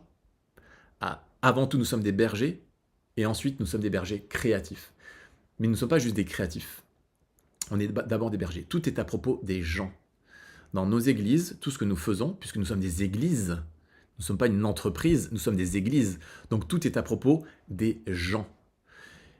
Et c'est important de fédérer les créatifs. Je pense qu'il y a trop peu d'églises où les créatifs sont considérés, valorisés et mis officiellement dans l'organigramme de l'église. Et je rêve que plein d'églises puissent mettre les créatifs vraiment, officiellement, en valeur dans l'église. Et c'est pour ça que j'ai créé cette formation pour former des bergers créatifs, pour que le pasteur de votre église réalise que, ok, j'ai quelqu'un dans mon église qui est un berger, c'est comme un pasteur, c'est un berger, il aime les gens, il aime les brebis, et à la fois il est créatif. Et il a à cœur de fédérer les créatifs de l'église, et au travers de ce groupe-là qui va fédérer, réaliser les projets que le pasteur a. Parce que le pasteur, lui, il a une vision spirituelle, et il a plein d'idées, mais techniquement, il ne sait pas les mettre en place. Il veut aller sur YouTube, il ne sait pas comment aller sur YouTube, il veut faire un gros événement de Noël, il ne sait pas comment faire un gros événement de Noël. Et les pasteurs, ils se débattent avec ce qu'ils savent, mais ce n'est pas leur métier. Mon rêve, c'est qu'il y ait des bergers créatifs qui se lèvent, qui soient en capacité d'aimer les gens, de leader les gens et d'équiper les gens, de faire des disciples, et en même temps, avec ces gens-là, avec ces équipes-là, de commencer à réaliser des projets créatifs, techniques. Et donc, c'est la forme au service du fond. Le pasteur, il s'occupe de la vision de l'Église. Le berger créatif, il s'occupe de porter cette vision avec créativité au travers de l'événementiel, des projets, des dimanches et des équipes. Donc ça, c'est dans la facette Église. Si tu es dans un projet chrétien et que tu veux développer ce projet chrétien dans ton année, cette formation, elle est aussi faite pour toi. J'ai une personne qui est intégrée, qui s'appelle Anne-Laure, qui est peut-être parmi nous, qui, elle, s'occupe de lancer tout un projet incroyable. Elle veut lancer une application qui va répertorier tous les événements chrétiens. Donc pour l'instant, c'est l'Île-de-France, mais elle veut qu'il y ait une application sur ton téléphone où quand tu cliques « Qu'est-ce qui se passe ce week-end ?», tu sais exactement ce qui se passe dans telle église, dans tel lieu, tel événement chrétien. Donc c'est énorme. Mais elle a besoin d'accompagnement parce qu'elle va être amenée à être berger créatif. Elle va être amenée à parler à plein de gens, des sponsors, à faire des levées de fonds, parler à des développeurs, parler à des communicants, etc. Donc elle va être amenée à communiquer avec des gens. et elle a besoin d'être créative dans son projet. Et donc cette formation, elle l'a prise, ça a été la première à la prendre d'ailleurs, et je vais l'accompagner pendant 12 mois au travers de tout ce que je vais vous expliquer maintenant, et aussi au travers de tous les autres qui font partie de cette formation. Donc cette formation, elle date que d'il y a un mois, elle est lancée officiellement que depuis 3 semaines, et les places sont limitées, donc il ne reste que 5 places. Pourquoi? Parce que je veux mettre de la valeur vraiment sur les gens qui seront dans cette formation. Pourquoi? Parce qu'il y a du coaching. Donc je vous explique, dans cette formation, il y a, comme dans Libère ta créativité, il y a le groupe WhatsApp à fond, il y a les modules de formation à fond, il y a le confessionnel créatif si vous voulez aussi à fond, je vous l'offre, il n'y a pas de problème. Mais ce qu'il y a en plus, c'est qu'une fois par mois, avec toutes les personnes qui sont dans cette formation, deviens berger créatif, donc on sera maximum 15 personnes, grand maximum, on fait un live. C'est un petit peu comme le confessionnal créatif, mais c'est une fois par mois et c'est 2 heures. Et l'idée, c'est d'être avec des sujets qui ne concernent que berger créatif. On va pas parler de dans mon église, j'ai du mal avec cette personne, comment faire. Non, on va parler de comment leader des équipes, comment créer des équipes, comment faire grandir des équipes. J'ai une équipe en mauvaise santé. Voilà la problématique que j'ai avec mon leader. Mon passeur ne comprend pas. On apprend vraiment à un niveau de leadership. Et c'est 2 heures de coaching en groupe où on va répondre aux questions qui sont liées à ce domaine-là du berger créatif, et c'est des questions que vous aurez posées. Donc c'est une fois par mois, un coaching de groupe de 2 heures. Donc sur une année, on est sur 24 heures de coaching de groupe. Tous les mois, vous avez cette heure-là. Et le gros avantage de cette formation, c'est que vous avez droit à 10 heures de coaching personnel, privé, entre moi et vous. C'est-à-dire que si c'est votre projet église, berger créatif pour l'église, eh bien vous avez 10 heures dans votre année que vous prenez quand vous voulez, où je peux vous accompagner, où je vais vous accompagner, où je vais tout donner pour vous accompagner dans votre projet d'église à vous. J'ai une église qui a pris cette formation parce qu'ils veulent développer les équipes créatives dans différents campus. Ils ont une église qui a différents campus. Donc voilà à quoi ça peut servir ce coaching. Je vais les aider à développer la créativité au travers de leurs différents campus. J'ai une autre personne, comme vous l'avez vu, qui a une application. Rien à voir avec son église locale, mais elle a une application, un projet perso, chrétien, et elle veut que je l'aide. Et donc elle a 10 heures de coaching avec moi, où pendant 10 heures, au cours de l'année, je vais pouvoir l'accompagner, et suivre tout son projet. Je dis ça, c'est très difficile pour moi à dire, parce que c'est très désagréable, parce que c'est pas naturel, parce que j'aime pas ça, mais en fait j'ai réalisé qu'à un moment donné aussi, on m'a dit, mais Pio, il faut que tu dises les choses, parce qu'en fait si tu lui dis pas, les gens peuvent pas réaliser. Je vais le dire, et puis de toute façon je le couperai pour le replay. Mais j'ai réalisé depuis quelques mois, depuis quelques semaines de manière très forte, que Dieu m'a vraiment donné un don très fort dans l'encouragement.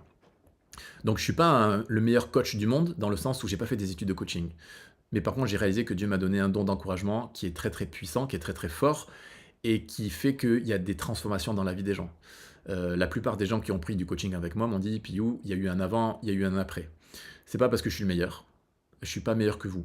C'est juste que je pense que Dieu a mis quelque chose en moi, et ça je suis en train de le réaliser. C'est pour ça que je lance aussi cette formation Deviens berger créatif, parce qu'avant j'osais pas me dire, mais non, mais je vais pas accompagner ces gens-là, ils ont déjà un super ministère, ils ont un projet qui est énorme, qui est déjà mieux que le mien.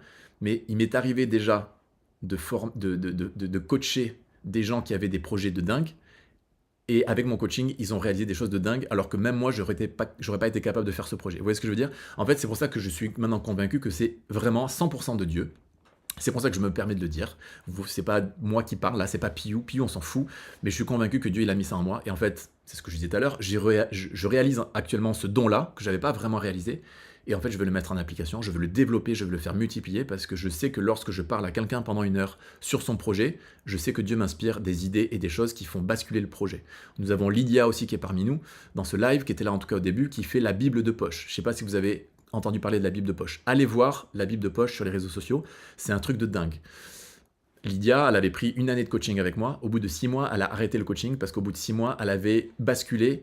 Le plafond de verre qu'elle avait sauté. Elle avait même plus besoin de On est créa parce que ça avait sauté. Et maintenant, la Bible de poche, ça explose. Et il a suffi d'une idée. Il a suffi d'un truc que j'ai pu dire sans trop m'apercevoir que c'était une idée du siècle. Sauf que c'était une idée de Dieu. Et ça a été dingue. Donc voilà, donc ça c'est la formation Deviens berger créatif. Il reste que 5 places et on commence le 7 juin. Donc il reste pas beaucoup de jours. Je vous mets la pression, mais c'est comme ça parce qu'il faut bien que je la commence à un moment ou à un autre. Celle-là va demander vraiment un début. Celle-là, c'est pas une formation qui va être ouverte toute l'année. Je réouvrirai ça dans quelques mois. Donc c'est le créneau, il est maintenant. Je vais vous mettre pour ceux qui veulent le lien. Est-ce que j'ai le lien à côté de moi? Oui, j'ai le lien à côté de moi. Je vous mets ce lien-là. C'est la même page que l'autre, sauf que quand vous cliquez, c'est pas le même prix, donc vous verrez que c'est différent. Je vous laisse me parler aussi en commentaire, en message privé. N'hésitez pas à venir en message privé pour m'en parler si vous avez des questions. Mais en tout cas, les deux formations sont en formule mensuelle, vous pouvez payer mensuellement, ou à la fois vous pouvez payer annuellement. Si vous payez annuellement, évidemment, vous avez un avantage, c'est que vous avez 2 mois offerts. Donc si vous payez d'un coup, sur l'instant c'est peut-être beaucoup, mais en fait vous gagnez 2 mois, et puis après c'est réglé, vous êtes dans la communauté On est Créa pour toute l'année, voire à vie. Donc, ben voilà, Ictus Art est là, foncez les gars, c'est une vraie opportunité. Voilà, c'est Lydia de La Bible de Poche. N'hésite pas, Lydia, à écrire, à mettre le lien de ton site, La Bible de Poche, que les gens voient à quel point c'est qualitatif, de ouf pour Dieu. En fait, c'est mon rêve, c'est que chacun d'entre vous, là, peu importe les projets, que ce soit des projets d'église, des projets perso, des projets de famille, des projets d'entrepreneuriat, peu importe, mais que vous soyez dans l'excellence que Dieu veut qu'on fasse sur cette terre. Dieu nous appelle à être excellents. Je rappelle, c'est quoi l'excellence? L'excellence, ce n'est pas être le meilleur. L'excellence, c'est donner son meilleur. Vous ne serez jamais le meilleur. Il y aura toujours quelqu'un de meilleur que vous sur la planète. Dieu ne regarde pas ça. Dieu regarde à quel point vous donnez votre maximum avec ce que Dieu vous a donné. Et si vous rentrez dans cette dimension de donner votre maximum avec ce que Dieu vous a donné, Dieu il fait le miracle de faire quelque chose qui est au-delà de ce que vous pensez et imaginez. Donc mon rêve, c'est que toutes les personnes qui sont connectées là, vous viviez dans le surnaturel, c'est-à-dire que vous réalisiez qui vous êtes, quels sont mes dons, quels sont mes talents, et je vais tout donner de ce que Dieu m'a donné, je ne vais pas me cramer. Je vais être centré sur Jésus, je ne vais pas équilibrer, je vais être centré sur Jésus, mais avec ce que Dieu m'a donné, parce que j'ai compris, je vais tout donner. Mais votre vie, les amis, elle va pas être plus simple, mais elle va être plus belle. Vous n'êtes pas prêts. En vrai, vous n'êtes vraiment pas prêts. Vraiment, vraiment, vraiment, vous n'êtes pas prêts. Donc voilà. Donc, je pense que j'ai donné tout ce que j'avais à donner. Pour ce soir en tout cas. J'ai encore plein de choses à donner, ne vous inquiétez pas. Je vous remets le lien de la formation Libère la créativité que Dieu t'a donnée. Je la remettrai évidemment sur le groupe WhatsApp. J'en ai fini pour moi, c'était peut-être plus long que prévu, mais vous y êtes encore bien nombreux à être connectés, donc j'imagine que voilà. N'hésitez pas à vous abonner à la chaîne. Pour l'instant, c'est pas prévu que je balance des vidéos en mode public et que je lance ma chaîne YouTube, mais plus il y aura d'abonnés, plus je vais me dire que peut-être il va falloir que je commence à lancer du format un petit peu récurrent. En tout cas, voilà, n'hésitez pas à vous abonner à la chaîne On est Créa. Toujours pareil sur Instagram, je donne mon maximum pour donner du contenu et puis vous essayer d'inspirer les gens, de transmettre des choses et des fois de mettre des barbecues pour ceux qui me connaissent un petit peu. Gardez en tête que 2026, il se peut qu'il y ait un événement On est Créa en physique, dans un lieu de dingue, avec des gens de dingue, avec une organisation de dingue, avec de la musique de dingue, avec du bœuf, du canard. Enfin bon, il y aura tous les animaux de l'Arche de Noé. Et les véganes sont acceptés, mais on priera pour vous très très fortement pour que vous soyez délivrés. Je rigole. C'est une blague. Ou pas. Et voilà, donc gardez ça en tête, voilà, parce que ça va venir, il faut juste que ça se mette en place dans ma tête. En tout cas, ça m'a fait très plaisir d'être avec vous ce soir, merci pour vos encouragements, merci de relayer aussi ce live, je vais le laisser en public pendant quelques jours, donc envoyez ce live aux gens qui ont besoin d'entendre tout ça. Libère ta créativité, vous la prenez maintenant, ça active maintenant, vous rentrez tout de suite dans le WhatsApp, et déjà dès jeudi, vous êtes en live avec nous jeudi midi dans la communauté. Pour la formation Deviens berger créatif, si vous cliquez et que vous l'achetez, il reste que 5 places, donc ça peut aller très très vite. Vous êtes très très nombreux encore dans le live, donc faites vite. Si vous avez des questions par rapport à cette formation Deviens berger créatif, vous avez mon WhatsApp, vous avez mon numéro, donc vous m'écrivez, on peut s'appeler. Si vous êtes vraiment intéressé, je suis prêt à vous appeler demain ou mercredi et jeudi et qu'on en parle au téléphone. Mais saisissez l'opportunité, cette formation, vous n'allez pas pouvoir y rentrer dans un mois, c'est fini. L'autre oui, mais celle-là non. Donc voilà. Merci beaucoup d'avoir suivi. Je vous souhaite une excellente soirée.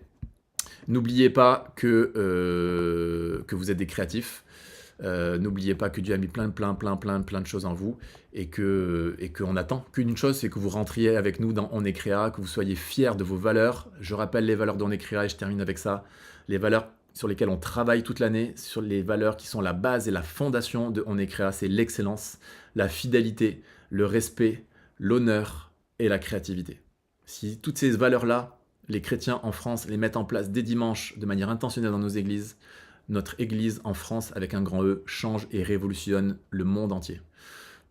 Je crois en vous, on va y arriver, ensemble on va y arriver. Plus on est nombreux, plus on sera fort. Donc je vous encourage à vraiment aller voir cette page, posez-moi des questions si vous en avez, mais sortez de votre barque. Les amis, on n'a plus le temps, on ne sait pas de quoi demain est fait. On n'a qu'une vie, elle est courte, je dis souvent cette phrase, mais c'est vrai, on ne sait pas de quoi demain est fait. Donc profitez, c'est maintenant ou jamais. Je vous souhaite une bonne soirée, bon appétit pour ceux qui vont, et surtout bonne semaine. Bonne semaine créative surtout. Ciao, ciao les amis.